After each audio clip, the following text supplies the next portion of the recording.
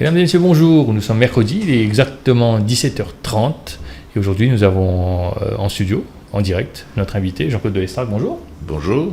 Jean-Claude Delestrac, secrétaire général de la Commission de l'océan Indien et également observateur politique averti à Maurice. Nous avons bien évidemment parlé de la politique, mais avant de parler de la politique, nous allons parler de la COI que Jean-Claude Delestrac dirige depuis juillet 2012. Jean-Claude Delestrac, juillet 2012, juillet 2016, où le mandat quasiment arrive à sa fin, dans quelques semaines où pour céder la place au successeur. On commence à faire au bilan. Qui y était? C'est pas à moi de faire mon bilan, c'est plutôt à vous, journalistes et d'autres, et notamment aux représentants des États membres de la COI. Le secrétaire général est aussi avis des États. Il entreprend un certain nombre d'actions avec la validation politique du Conseil des ministres, qui regroupe les ministres des Affaires étrangères des États membres, en fonction d'un plan de développement stratégique qu'il y proposait, en fonction de financement qu'il y réussit à mobiliser.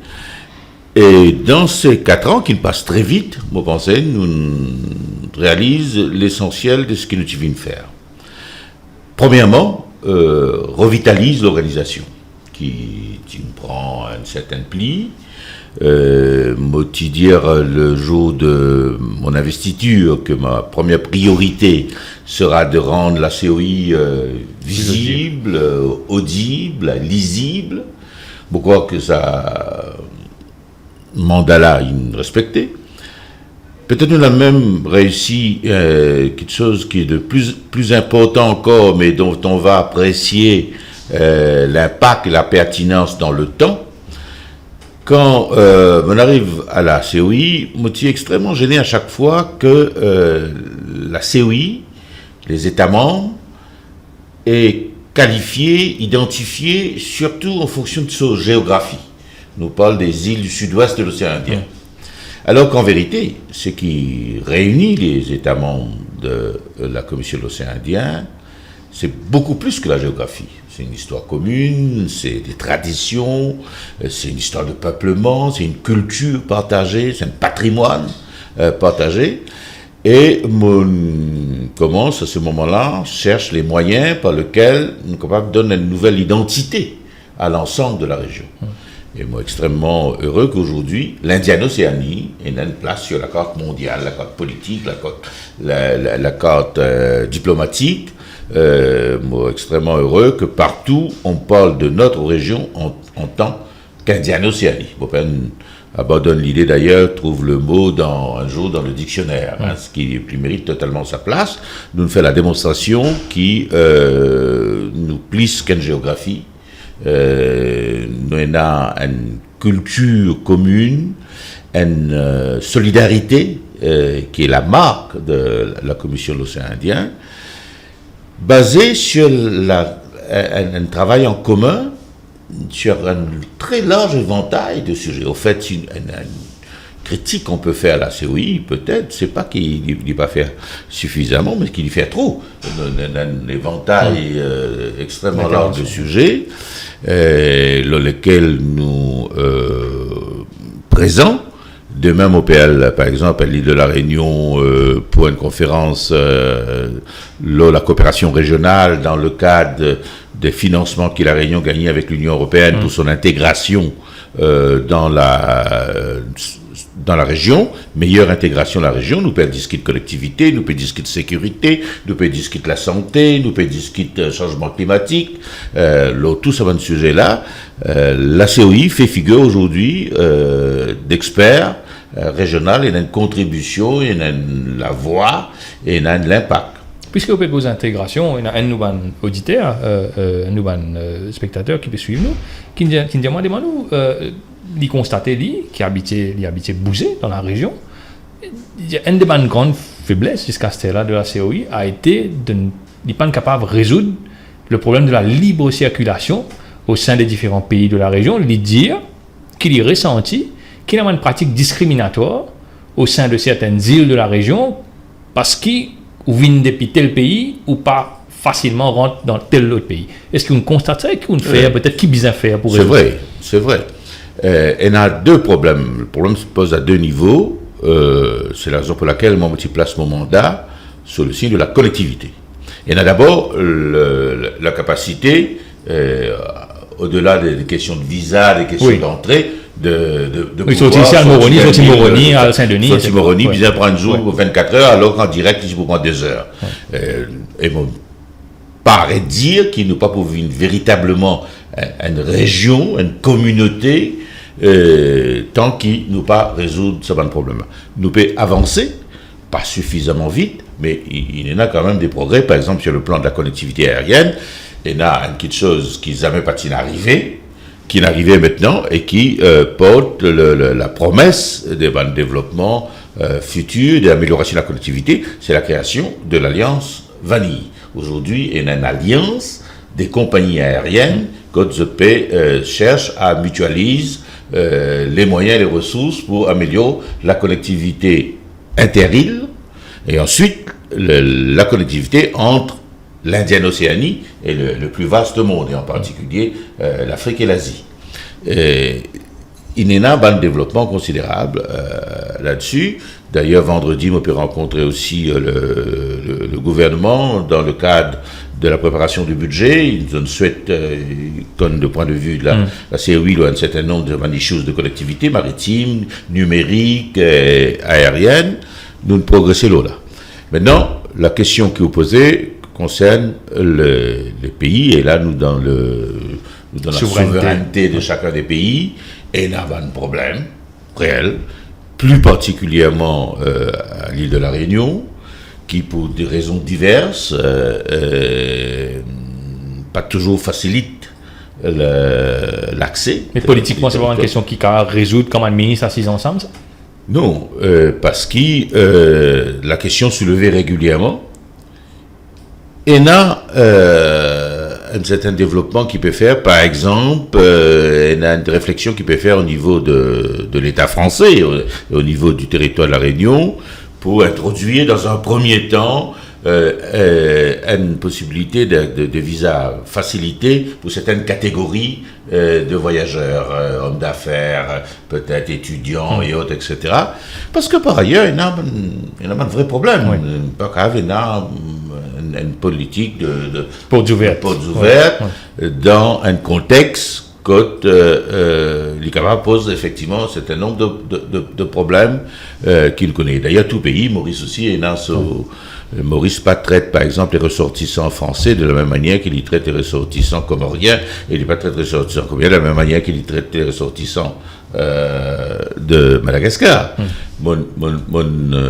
La guerre avec l'ancienne direction de l'aéroport, par exemple, pour faire une affaire qui me semble tellement nécessaire, utile, c'est qu'il y en a au moins à l'aéroport de Maurice, par exemple, et éventuellement dans chacun des aéroports de la région, un couloir réservé aux ressortissants des pays de la Commission de l'océan Indien.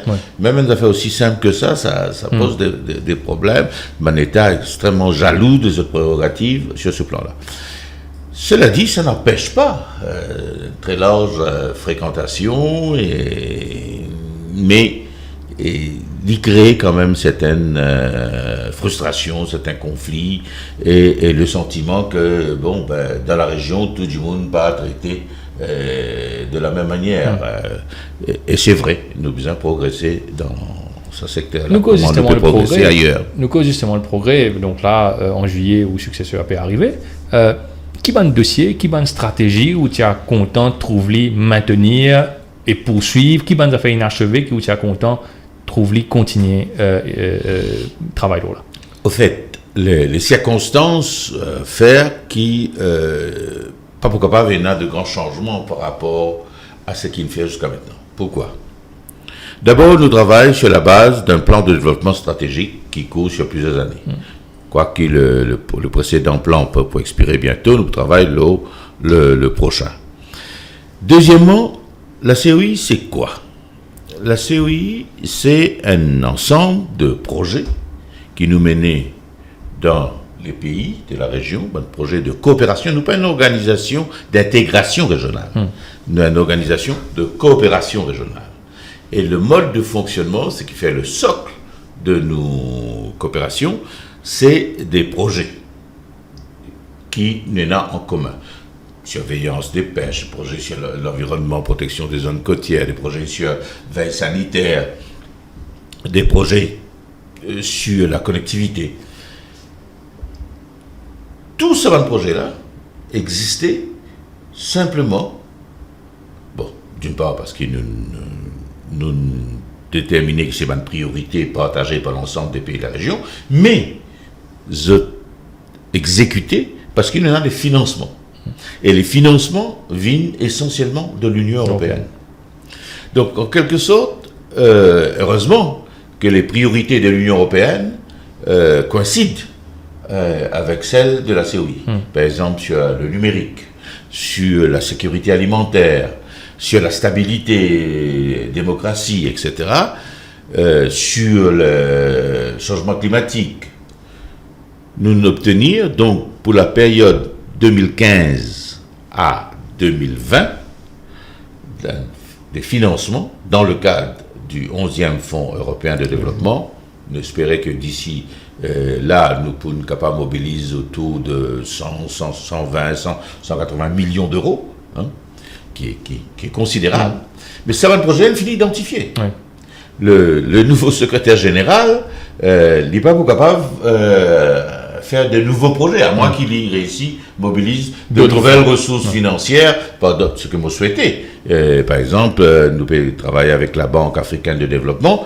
C'est souhaitable qu'il, par exemple, mobilise davantage de moyens via la Banque africaine de développement. Mais pour le gros de l'action de la COI pendant les 5 ans à venir, l'accord a déjà été signé en juin de l'année dernière à Bruxelles dans le cadre du 11e FED.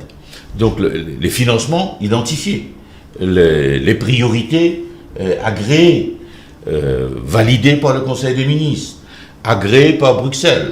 Donc le prochain secrétaire général, évidemment, il peut avoir sa propre marque, mais en termes de projet, en termes de priorité, il peut besoin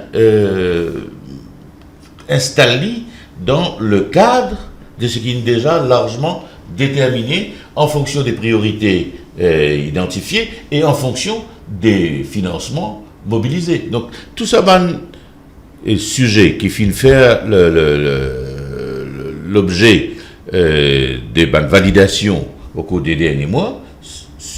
C'est pas un projet qui vous continue de toutes les façons. C'est pas un projet qui est réalisable ni dans un seul mandat,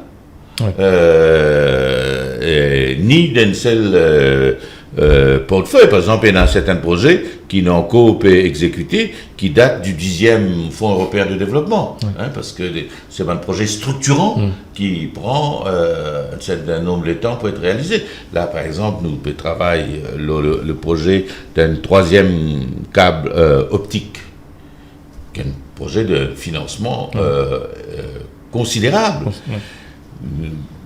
Dans différents pays, chacun a son projet.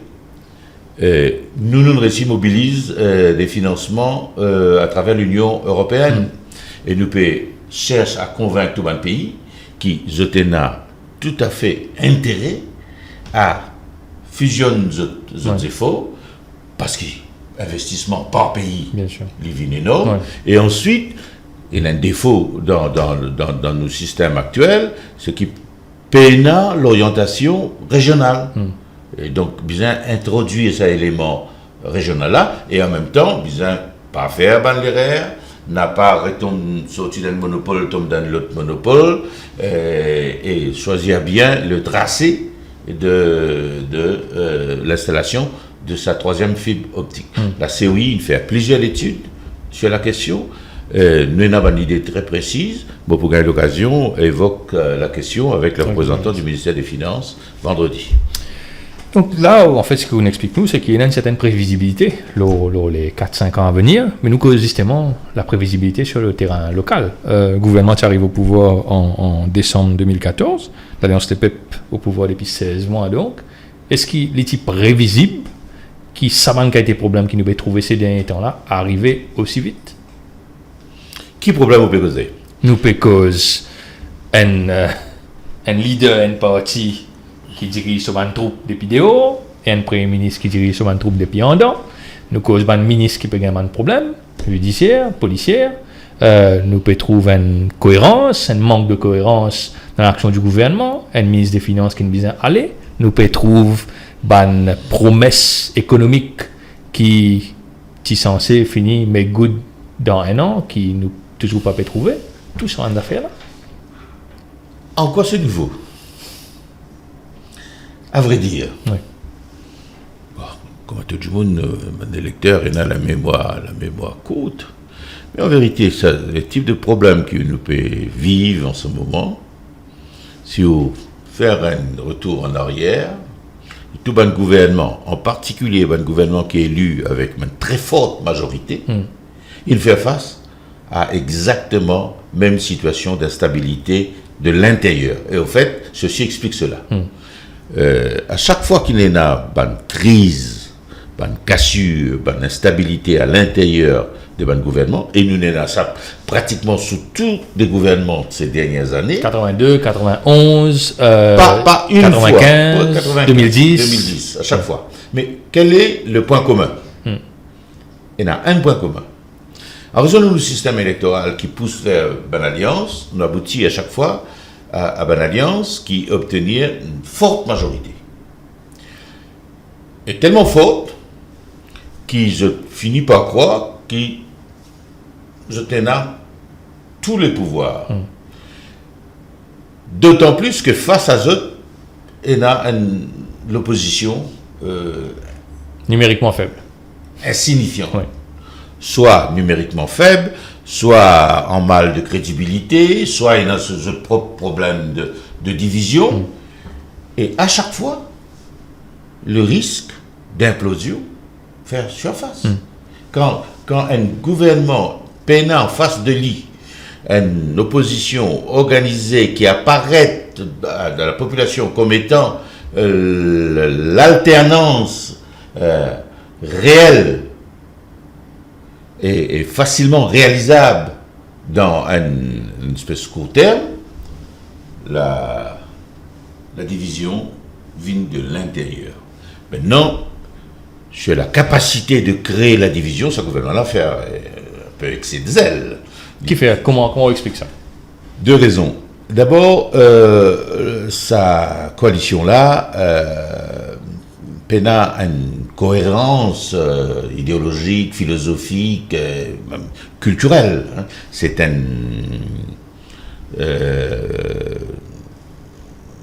agglomération. Je ne peux pas dire ramassis là. Oui, moi. Retenir moi. Une agglomération du monde qui, au fait, en a très peu en commun, sauf qu'il a une conjoncture, il pousse les uns dans les bras des autres.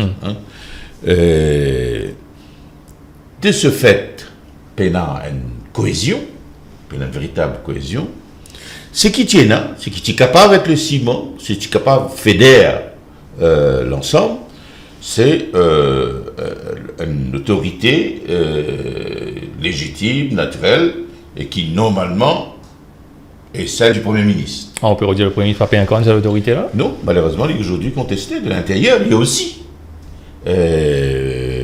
C'est clair qu'il y en a deux centres de pouvoir. Et aujourd'hui, nous ne connaissons pas, à vrai dire, quand le vrai pouvoir était.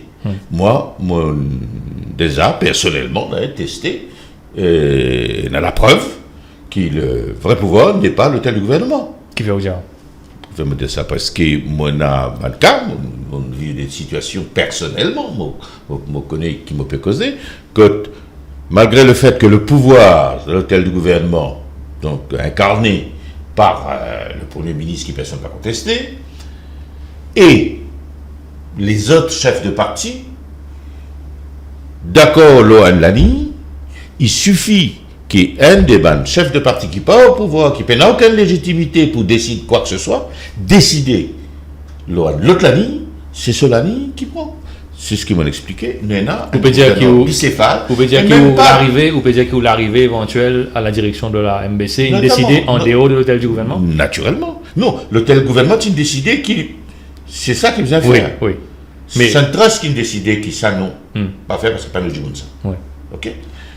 Mais ça, c'est un exemple, mais c'est un exemple parlant.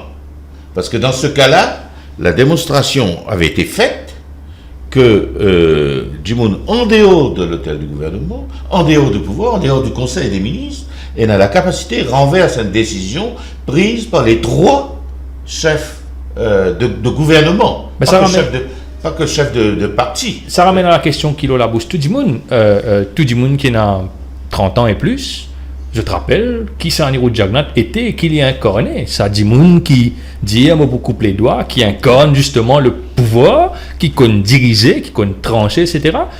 Beaucoup de monde peut poser la question, mais quand ça c'est Anirudh Jagannath que nous connaissons là, quand il était, selon vous? La biologie ne fait son œuvre. Hein. C'est aussi simple que ça. C'est aussi simple que ça. Parce qu'il y en a des gens qui viennent dans le gouvernement là. Et pas que maintenant. Même le Anirudh Jagannath 2, quand il est revenu au pouvoir, 2005. n'était 2003. n'était plus du tout le même. Oui. Donc il est là à une période que Anirudh Jagannath, après 83, il émergeait, il exerce le pouvoir absolu, il est dans l'autorité, la crédibilité pour décider, et il décidait, c'était même sa grande force, sa capacité de décider rapidement, bonne décision ou mauvaise décision, il décidait, il tranchait. Aujourd'hui, la mesure de la gravité de la situation, c'est Anirudh Jagannath, dans sa manière causée brutale, mais authentique, qui il indique l'Indien nous récemment, qui va faire attention, personne n'est pas pour capable, bouge-moi. Ouais. Fais santage avec moi, etc. Donc, bouge-moi, dire. Oui, ok, ça bouge. Oui. Bouge-moi. Oui. Ça plus récemment, oui. Plus récemment. Oui. Mais qui lui veut dire ça? Mais qui s'en est capable? Oui. Croire, il est capable de bouger. Oui. À qui le message était adressé? À qui le message était adressé? C'est tellement pas un ministre.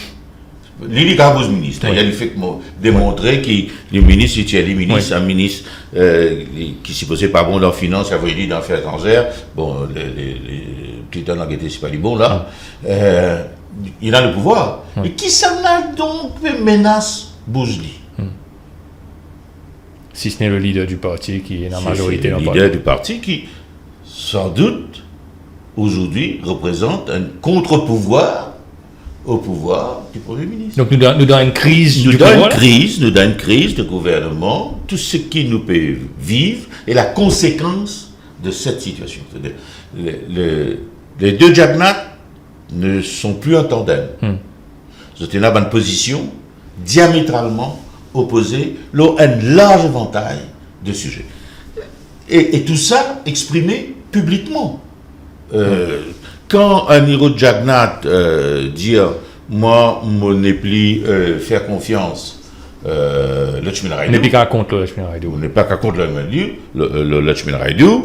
Et d'ailleurs, il montrait qu'effectivement tel est le cas. L'autre Jagannath dit moi, mon fait lui confiance.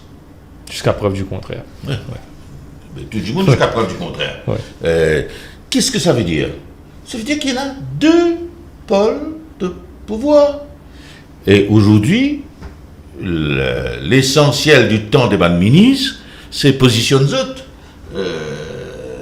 Donc clairement, si Lakshmi Narayan est encore ministre aujourd'hui, c'est pas parce que Jagannath souhaitait faire lui, c'est parce que Pravin Jagannath parlait qui y allait. Si le ministre Badin, Penvin ministre des Finances, alors qu'il est Premier ministre, il m'a même dit qu'à un moment donné, il n'envisage ça. Mais qui fait des peines. Si toi, Anirudh Jagannath, l'homme qui a tous les pouvoirs, celui qui nomme les ministres et qui démêle les ministres, dis-nous, quel est ce pouvoir qui obtenir, qui à la fin, ce qui était acté et même annoncé en petit comité, pas me faire. Donc, la situation est grave. Mais est-ce que les grave au point de paralyse totalement le pays. Non. Mais qui a constitué une sortie de crise, si nous pouvons le dire ainsi? C'est qui Pravin Jagnat gagne ce case devant le Parlement, devant la Cour suprême, il est revenu tout puissant, et c'est l'idée du parti. Il Non, le programme est changé. Dans le scénario idéal, ce qui était prévu par Anirudh Jagnat lui-même, c'était que éventuellement, à l'intérieur de son mandat, à un moment propice, et le moment propice est plutôt un moment apaisé politiquement, quand il y a une certaine sérénité, quand les choses roulent plus ou moins bien, il faut faire sa sortie dans les meilleures conditions possibles et intronise ce garçon.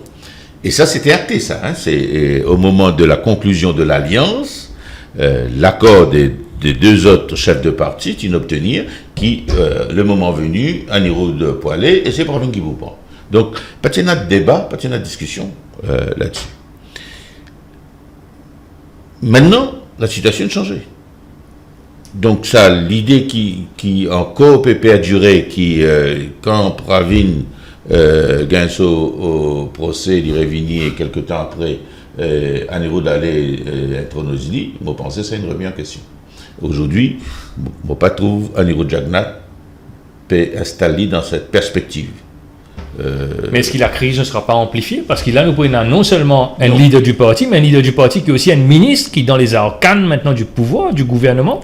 Est-ce qu'il pas pour ça va faire au pays de cause d'épaule si Anirudh Jagnat fait une déclaration, évidemment, à son âge, quand spécule plusieurs possibilités, mais qui fait ça, problème-là imposé.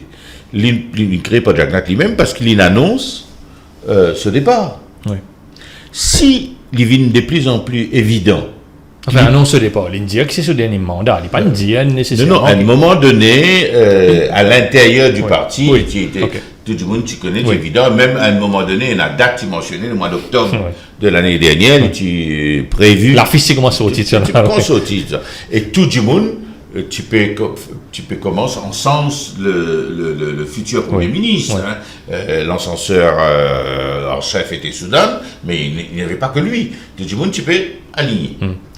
Et ça, il crée donc le problème qui nous connaît, d'autant plus que finalement, il est retrouvé en dehors du gouvernement. Donc, il développe un nouveau mécanisme d'exercice de ce pouvoir politique, en dehors du Conseil des ministres.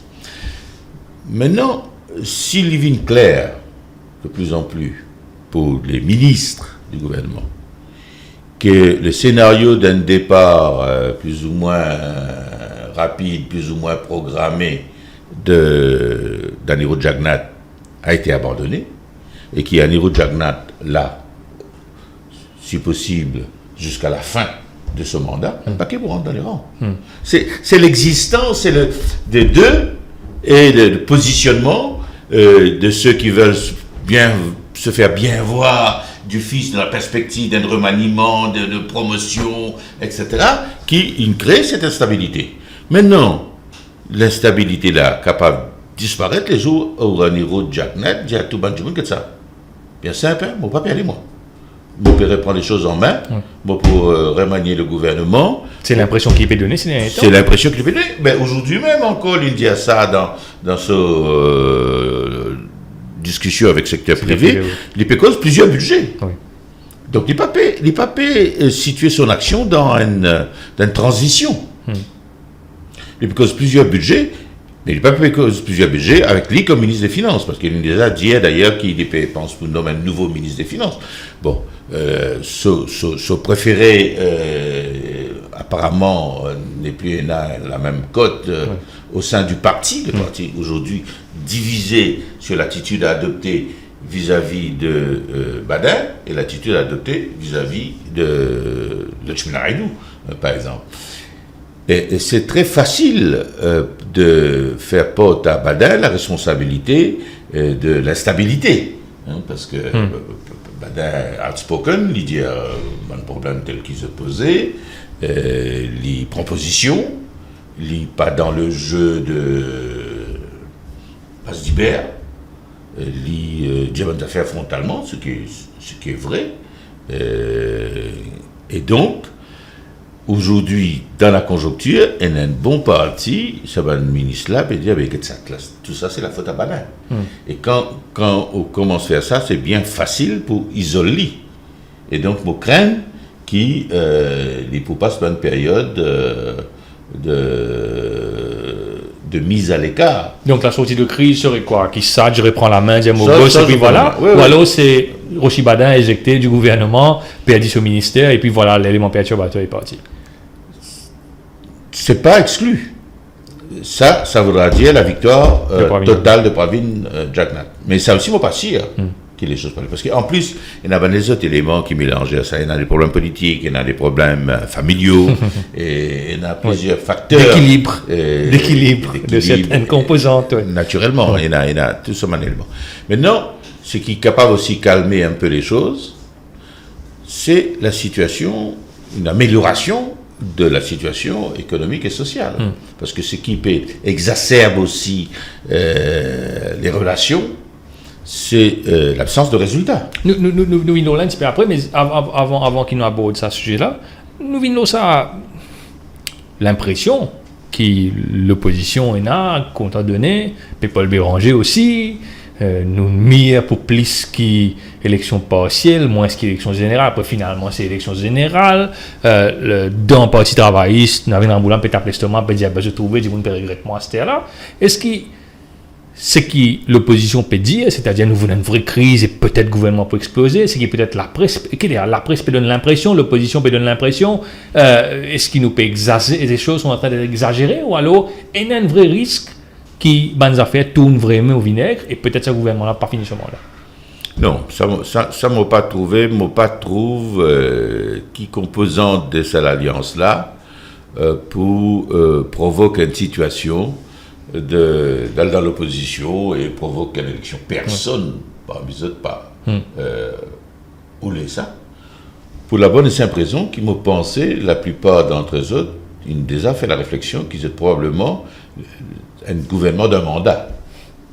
On ne va pas trouver autres, comment dire, et n'a la prétention penser que d'ici les prochaines élections, encore pire s'il est précipité, vous êtes pourquoi pas présent devant l'électorat un bilan avec qui vous permet avec une chose qui fait qu'ils auraient gagné le type de résultat qu'ils ont gagné dans les dernières élections, qui était une conjonction de plusieurs facteurs qui probablement pas pour répéter dans les prochaines élections. Et qui donc personne n'a pas pris intérêt à précipiter les choses. Ce qu'ils ont intérêt à faire, c'est espérer par le travail, par les réalisations qu'ils sont susceptibles d'apporter, d'une amélioration de la situation globalement, la croissance, création d'emplois, l'amélioration du pouvoir d'achat de la population, et est en mesure de présenter un bilan sans un niveau de Jagnnath, qui pas pour là, évidemment. Donc, il y a un certain nombre de facteurs déjà inscrits qui montraient qu'ils si pour aller dans les prochaines élections dans la même configuration, ce qu'il ne faut pas croire, pour arriver, je parle avec des éléments de faiblesse clairs. Non, tout ça fait que finalement je pourrais se solidaire le plus longtemps possible en espérant une amélioration de la situation qui pas écarté. Donc concrètement, effectivement, comment améliorer la situation? Parce que beaucoup de gens pensaient qu'ils nous perdit, première année, nous perdu dans les affaires BAI, dans les affaires Angoulam, faire la chasse aux sorcières, etc. Deuxième année, nous perdu dans un soubresaut interne. Reprendre la main, revenir nos bonnes fundamentals, regarder l'économie, regarder la pauvreté, regarder le chômage, création d'emplois. Comment ça va répondre? Bien faire des affaires. Posons aussi la question tout à l'heure là, est-ce que la presse exagérait en accordant autant d'attention tous les jours à bisbis, des petites phrases des uns des autres? Oui, mais on pensait qu'ils nous donnent beaucoup trop d'attention à ces problèmes-là. Cela dit, c'est le gouvernement l'IM, c'est le ministre qui crée ça en alimentant sans cesse le discours politique. Guedenkou qui se faire. Il y a 2 jours, dans ses nouvelles fonctions de ministre des Affaires étrangères, Vishnu Lakshminarayalu convoque une conférence de tous les ambassadeurs représentants des organisations internationales et autres. Excellent, parce que les relations avec l'ancien ministre n'étaient pas aussi sympathiques. Là, il convoque tout le monde. Clairement, pas de aucun message spécial, sauf pour dire pour mettre l'accent sur l'économie, diplomatie économique, mais depuis 20 ans, nous faisons exactement la même chose. Mais il n'y a rien strictement de neuf dans ce discours-là. C'est un vieux discours, c'est éculé, ça ne veut rien dire dans la pratique. Bon, c'était son discours. Mais c'était sympathique, donne l'occasion à tout bon parlementaire de se retrouver autour d'un pot, etc. Là. Mais après, qu'il y fait? Il passe sur les temps, répond à des questions des journalistes sur la crise, sur les problèmes, sur... D'ailleurs, nous apprenons une nouvelle fantastique qu'il lui donnait à cette occasion, c'est qu'il est le ministre le plus droit du gouvernement. Le plus intègre et le plus droit.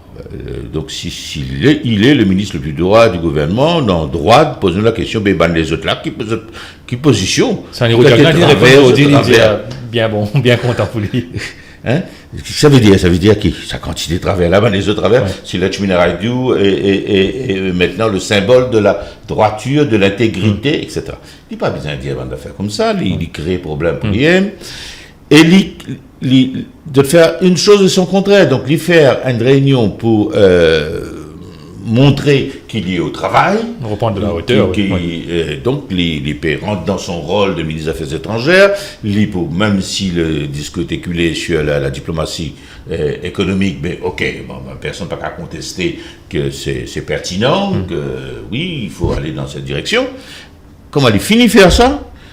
Il passe 3 fois plus les temps, cause la crise à l'intérieur du gouvernement. Tant qu'ils peuvent faire ça, ils peuvent faire un pas devant, 2 pas derrière. Donc il y en a 2 choses à faire. C'est calmer le jeu sur le plan des relations personnelles, et ça, seule l'autorité du Premier ministre capable impose un code de conduite. De toute évidence, il n'est pas encore réussi à faire Il n'est pas encore réussi à faire parce qu'il y a l'autre pôle qui alimente la division. Bizin, qu'il est capable de mettre à ce niveau, bizin un code de conduite, bizin un règle stricte appliquée par tous les ministres, qui est ouvert sur laquelle trop beaucoup, out, puis la place pour lui, il y a une marge de manœuvre, il est capable de faire lui, et il est bizin faire lui. Et il retrouve toute son autorité, même il a fait 10 ça. Il fait N, D, ça suffit. Et ça d'une part, et deuxièmement, sur la stratégie économiquement, on ne pas trouver en quoi, encore une fois, là, nous pouvons monter expectations par rapport au prochain budget. Il fait un budget, Lakshminarayalu. 3 mois après, il fait une nouvelle déclaration de vision économique 2030. Donc, en 2016. C'est pas encore le moment pour faire la vision 2030-2050. Alors c'est quoi? Nous pouvons faire un budget de la continuité, et là nous trouver qui est un discours plus réaliste peut remonter à la surface, parce que c'est le gouvernement l'IM qui crée expectation avec ces histoires de miracles, alors qu'il est au contraire, c'est un signal à la population que la situation est difficile. D'abord, sur le plan de la conjoncture internationale, et ce qu'il nous est capable de faire, ce qu'il nous est capable de réussir, le taux de croissance qu'il nous est capable d'amener, en corrélation avec la situation économique internationale. C'est ce qui explique, selon vous, la sévérité avec laquelle la population peut paraître juge l'action du gouvernement. Là, nous avons des sondages de CDM, nous avons dégringolé. C'est parce que je ne promets trop beaucoup. Ou alors la population trop... Non, je voulais tout à faire là. Non, mais ça c'est le propre des électeurs. Ok, mais c'est pas nouveau. Ok. Mais ont créé problème pour eux parce qu'ils ont promettent tout. Et c'est au contraire. Ils ont fait un certain nombre de quelque choses qui, par exemple, avec, ok, nous augmentons la pension 5 000 roupies, nous donne ceci, nous donne celle-là, ok, nous donne 20 000 travail, avant la fin de l'année, nous annonce 6%, 7% de croissance avant 2016. Oui. Personne ne demande de prendre sa qualité, l'engagement-là. Ils ont créé un sentiment que, pour une facilité de vie, qui va un problème derrière nous, qui tout problème c'était Ramgoulam, qui bon maintenant de faire des autres sans présence, la situation miraculeusement pour améliorer. Bon, c'est un miracle. Aujourd'hui, le Premier ministre reconnaît lui, mais enfin, moi je connais qui c'est qui le père du slogan miracle. Est-ce que c'est Anirudh Jagannath, ou bien c'est Lakshmi Narayana, ou bien c'est le tandem? Bon, quand tous les deux, il n'a pas de responsabilité là-dedans. Maintenant, est-ce qu'il est totalement interdit d'espérer que la situation économique améliorée? Non. Vous pensez encore, il a la capacité. C'est quoi qui nous besoin? Nous besoin une situation d'apaisement sur le plan politique. Nous besoin une certaine capacité de prévoir les événements sur le moyen et le long terme, tant qu'ils prennent le sentiment que le gouvernement là, branlant, qui est capable d'une élection partielle ou l'autre, etc., évidemment, dit pas le genre de situation qui pourrait inciter, en tout cas les investisseurs locaux à investir, et moins encore un étranger qui ne pas comprendre rien avec nous, une palabre éternelle. Mais si la situation s'apaise, il y a un certain nombre de projets effectivement dans les pipelines, et dans la capacité d'améliorer le niveau d'investissement, locaux et internationaux, c'est la clé de l'amélioration de la croissance, la création d'emplois. Donc, ensuite, évidemment, il y a l'amélioration du mécanisme, hein, et ça m'a pensé de Jagannath aux finances, il est capable de régler un certain nombre de problèmes, parce que là, il y a un nombre de décisions, il prend une décision, il y a une illustration de ça, là, régler les problèmes, pas de nationalisation, de naturalisation pour un investisseur important, il prend 5 jours, c'est vrai, sous l'ancien gouvernement, il prend 5 ans, et les choses pas avancées. Avec Anirudh Jagannath aux finances, pour le temps que ça va durer, bon homme d'affaires a un accès facile, et si vous avez accès avec Jagannath, vous sortez avec une décision. Donc, il y a les donc, si vous pouvez dire là, il faut les Jagannath, ministre des Finances le plus longtemps possible. Premier ministre. Il faudrait qu'il reste Premier ministre, il faudrait, dans sa rôle d'arbitre, il faudrait qu'il retrouve toute son autorité. Parce que qui Jagannath nous peut causer? Nous peut causer l'homme d'action, l'homme de décision, l'homme de parole qu'il était à différents moments de sa carrière. Là, nous peut sentir qu'il a une totale maîtrise de la situation. Il faudrait qu'il apparaisse qu'il est le boss. C'est lui qui décide. Et c'est personne d'autre. Et qui personne d'autre n'a pas bousiller effectivement. Parce que c'est lui le patron. Et il faudrait qu'il impose lui tout ban autour de lui qui est dans la gesticulation permanente, dans des petites phrases assassines, dans des règlements de compte personnels, et qui éloigne les Mauriciens du vrai débat. Le vrai débat, c'est l'économie, c'est la stabilité, la sécurité, la vraie question. La zone prend une décision qui aujourd'hui, le PPG, par exemple, tout ça, c'est la démagogie. Quand, par exemple, je décide pour enlever le permis à points, c'était une erreur monumentale. Et d'ailleurs, tu peux comment se produire les résultats. C'est le seul moyen, ça reste encore le seul moyen pour essayer de régler ce problème. Il en arrive 50 mots au code du permis à point. Et si je tiens à l'intelligence reconnaître que ça a été une erreur, réintroduire lui, nous gagnons le résultat. Nous faisons plusieurs affaires comme ça qui sont un plan purement démagogique. Bon, allons dire que ça c'est l'apprentissage des 2 premières années et qui maintenant tire un certain nombre de leçons et qui nous a une orientation dans le prochain budget. Nous connaissons l'autre Dimoun au sein du gouvernement qui paraît étonnamment abrité des vents violents et du cyclone. C'est Xavier Duval. Sondage peut montrer qu'il est l'homme politique préféré des Mauriciens. Ce ministère, c'est un ministère qui performe bien. Le tourisme, c'est un résultat positif. On peut un développement, l'entreprise dans le tourisme peut continuer à développer.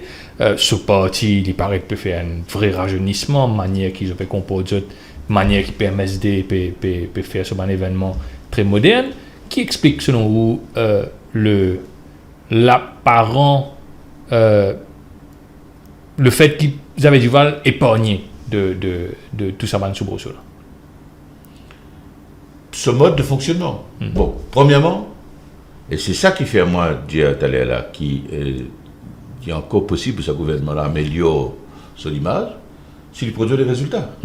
Alors, Xavier Duval est dans la chance, il y a un ministère qui, là aussi, il prend un certain nombre de décisions, c'est vrai, et qui est très focalisé dans ce qu'il peut faire pour augmenter le nombre d'arrivées de touristes. Et il obtenir le résultat, il peut continuer à obtenir, sans compter qu'il y a une situation qui peut développer, qui fait que la conjoncture est plus favorable. Okay? Et donc, il paraît un ministre performant. Et ça, on a aussi apprécié. Et pareillement, les autres, si je suis en mesure, dans les ministères que j'ai été, produire les résultats qui sont attendus des autres, je suis pour bénéficier pareillement de ça. Préjugé favorable. Maintenant, deuxièmement,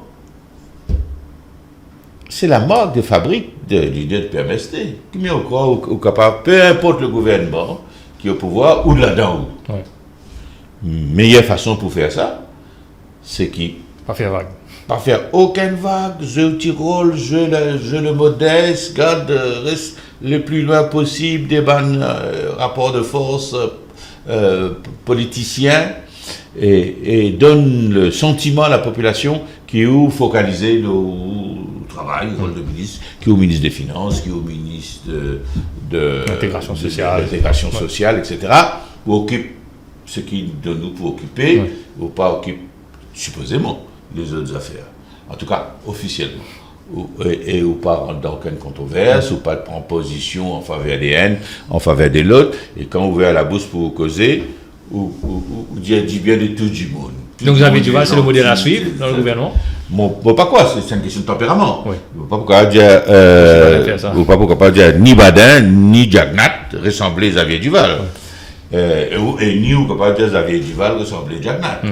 Donc, maintenant, qu'il y a des personnalités différentes dans un gouvernement, etc., c'est pas un problème en soi. Maintenant, est-ce que cet apparent revival pour traduire par un nouveau rapport de force aux prochaines élections, beaucoup trop tôt pour dire, et d'autant plus que ce qui peut déterminer le véritable rapport de force aux prochaines élections, c'est le jeu des alliances. Oui. C'est qui sera avec qui. En ce qui me concerne, je ne trouve pas une reconduction telle quelle de cette alliance-là aux prochaines élections. Je trouve un réaménagement des rapports de force. Avant qu'il n'arrive à cette étape-là, nous avons ce qui existait pour le moment, avec l'outil qui nous est là, dernier sondage de CDM Research. Une affaire qui paraît évident depuis qu'ils ont publié ce sondage-là, c'est que les débats du gouvernement pas égal à une remontée de l'opposition. Qui explique ça selon vous? Qui fait Paul Béranger, qui peut dire que le gouvernement est en difficulté, Nabil Moulam qui peut critiquer le gouvernement très sévèrement, qui fait je pas ici récupérer un dividende? Il n'y a pas de raison bien simple. Ça veut dire qu'ils ne pas apparaître séparément, bien entendu, mais même ensemble, comme représentants une alternative à l'actuel gouvernement. Personne n'a pas pensé aux valeurs du jour qui, par exemple, MMM seul, va présenter aux prochaines élections et espère gagner l'élection. Paul Béranger dira publiquement. Ouais. C'est ce qu'il y pensait. Ça, c'est une posture. Mais moi, penser, il n'a pas pensé que cela est possible. Ça aurait été possible. Il fut un temps. Cela aurait été possible. Moi, pas trouve ça aujourd'hui, pour différentes raisons. Deuxièmement, personne non plus pas trouve Ramgoolam capable surmonter les crises dans lesquelles il a enfoncé, et on n'a pas encore tout dit. Il y a encore dossier pour le moment venu, pour remonter à la surface. Il est loin d'être à la fin de Soban. Des bois. Un problème. Maintenant, personne non plus pas trouve la possibilité d'une reconduction de l'alliance travailliste et même. Avec Ramgoolam. Avec Ramgoolam, bien entendu. Mais personne non plus pas trouve Ramgoolam peut y aller. Parce que ce bouclier, pense-t-il, c'est sa présence à la tête du Parti travailliste. Mais vu sa situation de blocage, ce que vous pouvez dire là, ce que vous pouvez dire par élimination, ce que vous pouvez comprendre, c'est que le prochain gouvernement aura le MSM comme élément moteur. Possiblement. Peut-être avec le MMM. Vous l'excluez ça, vous? Pravin Jagnat avec Paul Béranger paraît une grande histoire d'amour, non? Oui. Malgré ça. Oui. Aucune bonne histoire d'amour permanente en politique, ou? Donc, vous pensez logiquement, de manière réaliste, si ça dépend de la composite de manière réaliste, c'est l'évolution naturelle qui peut amener dans lesquels je peux aller? Lesquels deux partis? MSM, MM? Oui. Ce qui est arrivé à chaque fois, le MSM, pour arriver à la fin du mandat, affaibli. Naturellement. Même si la situation s'améliore par rapport à ce qui a été le résultat des élections, après un mandat de 4-5 ans, même peu importe les résultats, après que l'équipe a gouverné pendant 5 ans, il perdit une partie de la force électorale. Qui est une partie qui est au pouvoir à chaque fois, il fait. Zatinal, c'est l'opposition, la force d'appoint qui vient compense la perdition électorale provoquée par l'exercice du pouvoir. Si Ramgoolam, il s'est fait la dernière fois. C'est si Ramgoolam, il s'est fait avec MMM. Sa fois-là, c'est MSM qui peut faire ça. Et il est plus que probable que la prochaine configuration qui nous connaît, c'est MSM, MMM, face à travailliste PMSD. Mais le miracle politique, entre guillemets, de décembre 2014, ça a été, entre guillemets, le sursaut que l'électorat finit gagner par rapport à une situation qui t'y paraît jouer d'avance. 40 plus 40 égale 80, 60-0. Là aussi, MSM, MMM, mais sur papier, ils ont bien gagné. Est-ce que l'électorat peut continuer à rester dupe ou alors il commence à comporter, comment il comporte peut-être en décembre 2014? Décembre 2014, c'était une parenthèse. Sa campagne-là est tellement mauvaise,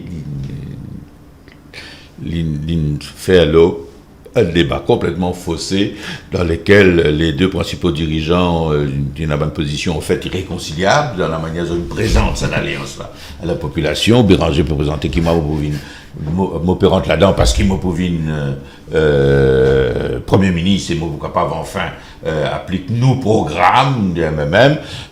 Ramgoolam il expliquait qu'il m'opère le réduit, mais m'opère ce Premier ministre. C'est pas Béranger qui pour... Enfin, il faudrait vraiment se prendre un Mauricien pour un imbécile. Et donc, la situation était difficile à gérer parce qu'effectivement, c'est deux électorats. C'est ça la différence entre l'électorat travailliste et MMM. C'est deux électorats qui, en vérité, sont en chien de faïence et qui pas naturellement faire pour travailler ensemble.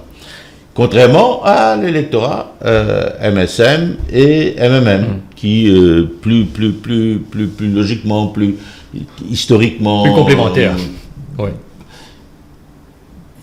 Pas même complémentaire n'est peut-être pas le mot, mais c'est une extension. L'électorat de l'un est une extension de l'autre.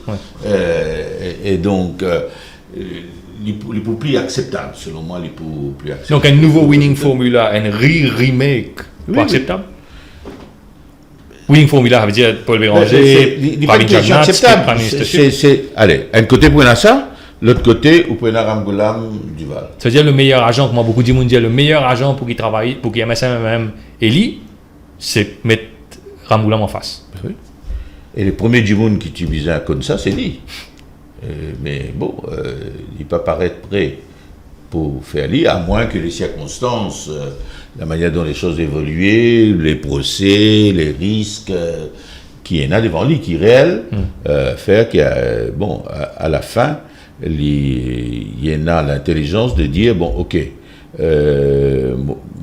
mot dans problème, mais mot pas entraîne mon parti avec moi, parce que nous avons besoin de faire une distinction, effectivement. Le Parti travailliste, bon an, mal an, crise, pas crise, et on a un socle sur lequel, effectivement, les cas rebondir, ligne de rebondir, d'ailleurs, par le passé. Et donc, aujourd'hui, sur la habilité, c'est Ramgoulam. Et maintenant, on ne va pas croire du tout que les déboires du MSM pour faire le lit de Ramgoulam. On pensait que les dégâts politiques Sont irréversibles. Encore que nous soyons prudents quand nous disons ça dans la politique, il y en a plusieurs résurrections en politique, revival, nos retours inattendus du Jagnat lui-même. Ouais. Quand il allait en 95, personne n'a pas estimé qu'il pourrait venir. Il a annoncé qu'il y a une batte bœuf et il n'a pas trouvé qu'il pourrait venir dans le jeu de sitôt. Elle est revenue deux fois. Donc là, en parlant d'impossibilité, vous connaissez un peu opposition, l'émergence d'une nouvelle force politique, où il participe 71-76 dans la dernière fois qu'il y a une vraie force politique qui naît ex nihilo. Est-ce que vous pensez, nous avons 3 ans devant nous pour aller dans la prochaine élection, en théorie, est-ce que ça rêve de beaucoup de monde trouver l'entité, une nouvelle formation politique? Vous pensez réalisable ça? Ou alors, nos systèmes politiques tellement locked, nos systèmes first past the post tellement locked, nos réformes électorales qui n'arrivent pas à arriver, pour faire qui nous presque comme ça? Je ne connais pas l'irréalisable, mais il est certainement souhaitable. Et moi, pensais rarement la situation est plus mûre pour l'émergence d'un leader nouveau. Et 3 ans, aujourd'hui, faisable. En d'autres temps, moi, tu peux hésiter pour dire s'il n'y a pas une nouvelle force politique, un nouveau leadership, de nouvelles orientations, une nouvelle réflexion, une fraîcheur nouvelle. Moi, tu peux dire 3 ans trop tigui.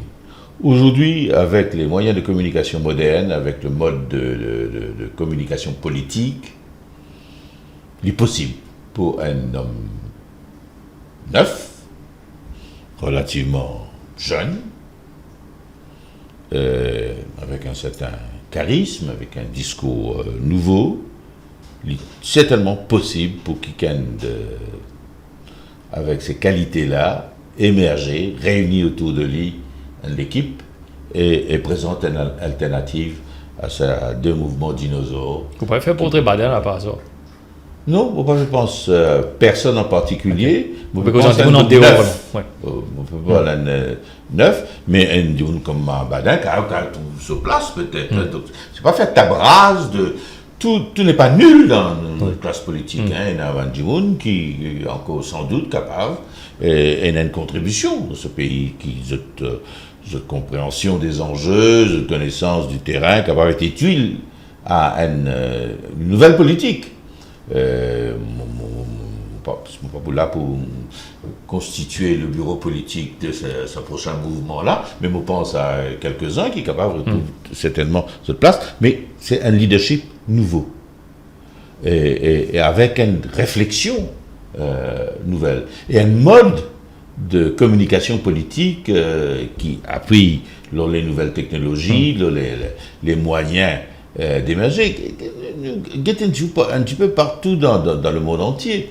Aujourd'hui, les élections américaines. Quelqu'un, bon, évidemment, il n'est pas pour arriver à l'investiture, mais il y a un bout comme Sanders. L'utilisation qu'il veut faire. Qu'il réussit à faire, dans une campagne à partir de rien du tout. Ok. Et même avec une grande capacité de mobiliser des fonds considérables. Et un discours totalement neuf, enfin surréaliste dans l'Amérique d'aujourd'hui. Et aligne plus de 40% des Américains dans ces idées-là. C'est une espèce de Jack Bees, là, l'Américain. Il paraît presque dans le mainstream. Bon, cela dit, pas suffisant pour gagner les primaires et moins encore les élections. Non, tout ça est tout à fait faisable. Et bon, le discours politique, la presse, les observateurs, l'analyste, tu un peu poussent dans sa direction.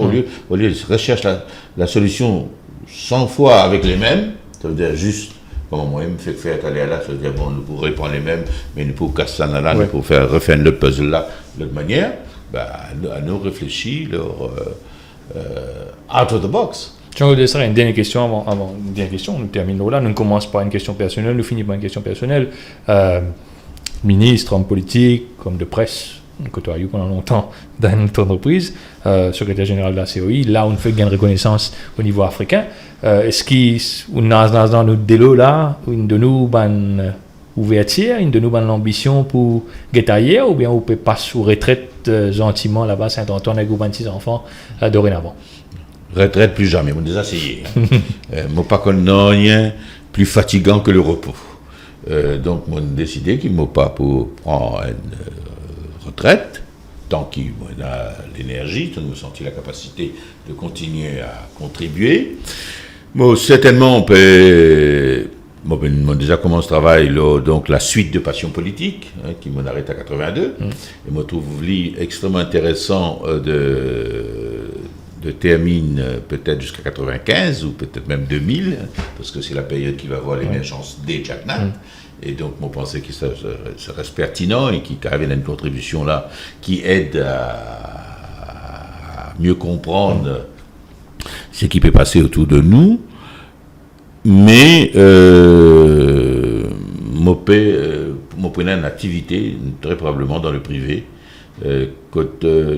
Possible pour moi peut-être mettre à la disposition d'une entreprise qui a des ambitions, notamment à l'international, la somme totale de toute cette bonne expérience qui m'a gagné au cours des 40 dernières années. Bon, j'espère qu'on pourra de passage à Maurice en Mancala ou Revin Getnou ici. Avec plaisir. Jean-Claude, merci beaucoup d'avoir été notre invité aujourd'hui. Nous nous retrouvons la semaine prochaine, à la même heure, en direct ici sur le plateau AN News. Merci. Bonne journée. Au revoir.